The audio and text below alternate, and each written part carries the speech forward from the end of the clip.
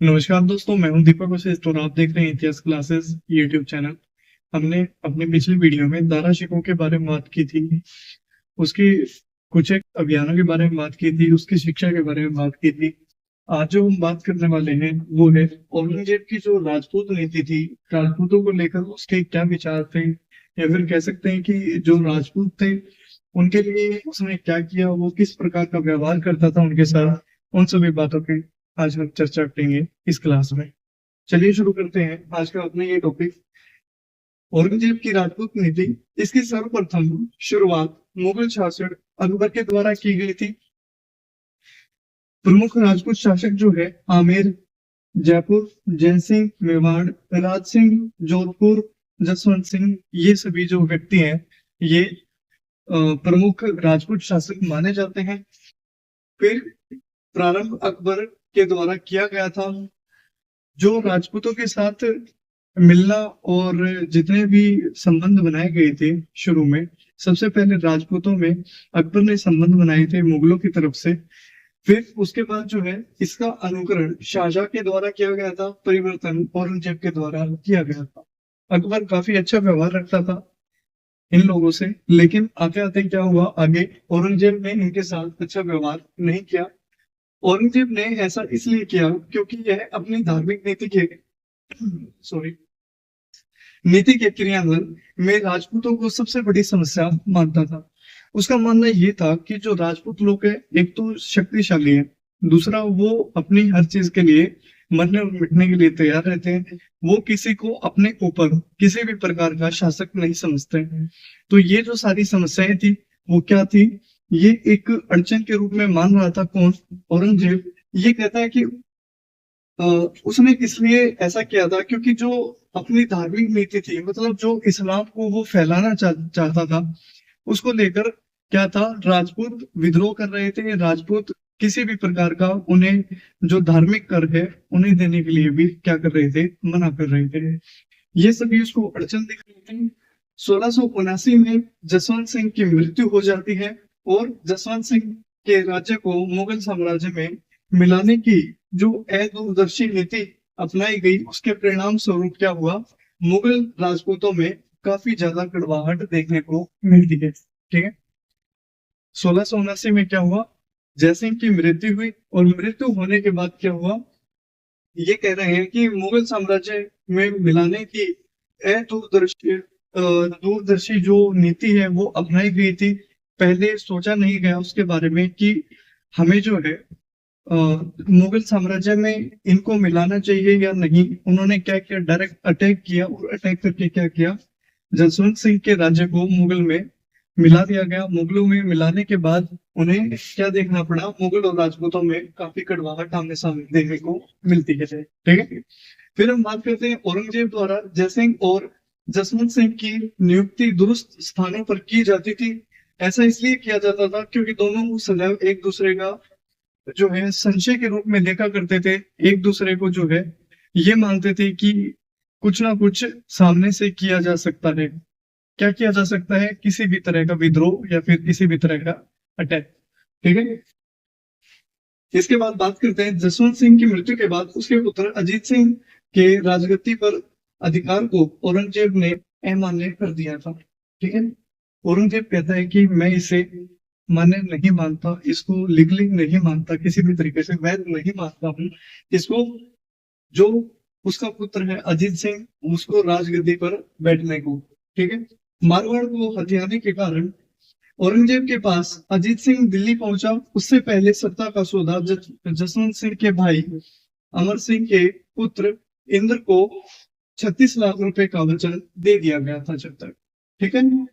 कहते हैं कि जो जसवंत सिंह है उसकी मृत्यु हुई और पुत्र अजीत सिंह राजगद्दी पर बैठा, लेकिन औरंगजेब ने उसको क्या किया, वैध करार नहीं दिया। दूसरा, औरंगजेब के पास अजीत सिंह दिल्ली पहुंच गया और उससे पहले सत्ता का सौदा जो है जसवंत सिंह का भाई अमर सिंह, उसका पुत्र इंद्र कर चुका था। और वो कहता है कि मैं तुम्हें 36 लाख रुपए दिया दूंगा, किस चीज के, आपको इसको वैध ना ठहराने के। ठीक है। कहते हैं कि अगर आप इसको वैध ना ठहराओगे तो मैं आपको क्या करूंगा, ये एक प्रकार की जो है घूस दी जाती है। घूस देकर क्या करते हैं, इसको अवैध करार दे देते हैं। जसवंत सिंह के सेनापति दुर्गादास अजीत सिंह के वैध सत्ता की मांग करते हैं, और इस पर औरंगजेब ने कहा है यदि अजीत सिंह इस्लाम ग्रहण कर लेता है तो वो क्या करता है, ऐसा संभव हो सकता है कि वो उसको वहां का शासक मान ले या फिर वहां का सरदार मान ले। ठीक है, सारी लड़ाई किस चीज की है, यहाँ पर धार्मिक नीति की बात कर रहे हैं तो सारी धर्म की ही बात है। वो कहता है कि अगर जसवंत सिंह का बेटा क्या करता है, यहाँ पर कहता है कि जसवंत सिंह का बेटा अगर इस्लाम ग्रहण कर लेता है तो मैं इसको क्या करूंगा, वैध करार दे दूंगा, वो उसको मान्यता दे देगा। ठीक है, फिर हम देखते हैं, लेकिन यह अजीत सिंह ने स्वीकार नहीं किया। मतलब राजपूत शासक है, उसने बिल्कुल क्लियर बना कर दिया कि मैं ऐसा नहीं करूंगा, मैं इस्लाम को ग्रहण नहीं करूंगा। मारवाड़ और मुगलों के बीच काफी संघर्ष देखने को मिला, लगभग 30 साल तक। 30 सालों में यह 3 चरणों में देखने को मिलता है। सबसे पहले की अगर बात करें तो पहला चरण दुर्गादास जब दक्षिण में था 1681 से 87 के बीच में हमें देखने को मिला। दूसरा जो है, दूसरा चरण हमें देखने को मिला 1687 से 1701 के बीच। इसमें जो है स्वयं दुर्गादास ने अगुवाई की थी। तीसरा चरण जो है 1701 से 1707 के बीच हमें देखने को मिला। इस समय यह लगभग मारवाड़ को स्वतंत्र करा दिया गया था। किसके द्वारा, इन्हीं के द्वारा, राजपूतों के द्वारा। ठीक है, मारवाड़ एवं मुगल संघर्ष। जब मारवाड़ को लेकर मुगल संघर्ष हुआ था उसमें क्या क्या चीजें देखने को मिली, वो सब है। नायक जो है दुर्गादास राठौड़ इसमें है, और कर्नल टोड है। कर्नल टोड कौन है, जिसको राठौड़ों का, जो राठौड़ थे उनका यूलिसिस कहा जाता है। साथ ही यह यूनान का एक महान योद्धा माना जाता है। इन दोनों का संघर्ष जारी रहा, और इन दोनों ने क्या किया, मुगलों के खिलाफ अपना संघर्ष जारी रखा था।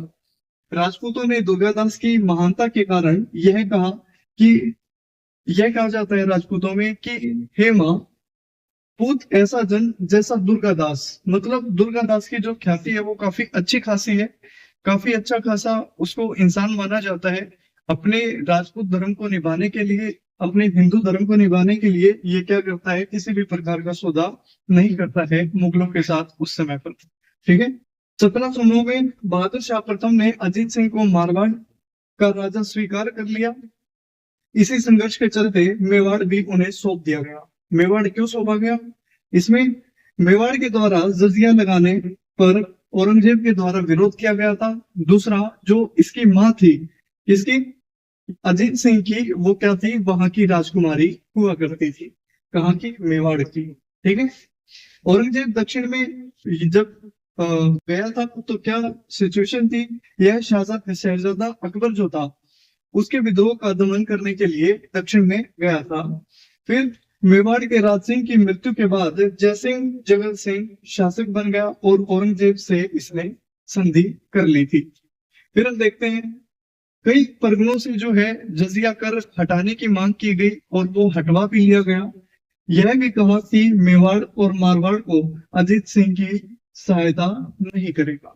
ठीक है, क्या कहा गया औरंगजेब के द्वारा कि जो मेवाड़ है वो मारवाड़ के अजीत सिंह की कोई भी किसी भी प्रकार की सहायता नहीं करेगा। ठीक है, फिर हम बात करेंगे अगली क्लास में जो औरंगजेब के समय हुए विद्रोह थे उन सभी की। मिलते हैं अगली वीडियो में, तब तक के लिए वीडियो को ज्यादा से ज्यादा शेयर कीजिए, लाइक कीजिए और चैनल को सब्सक्राइब कीजिए।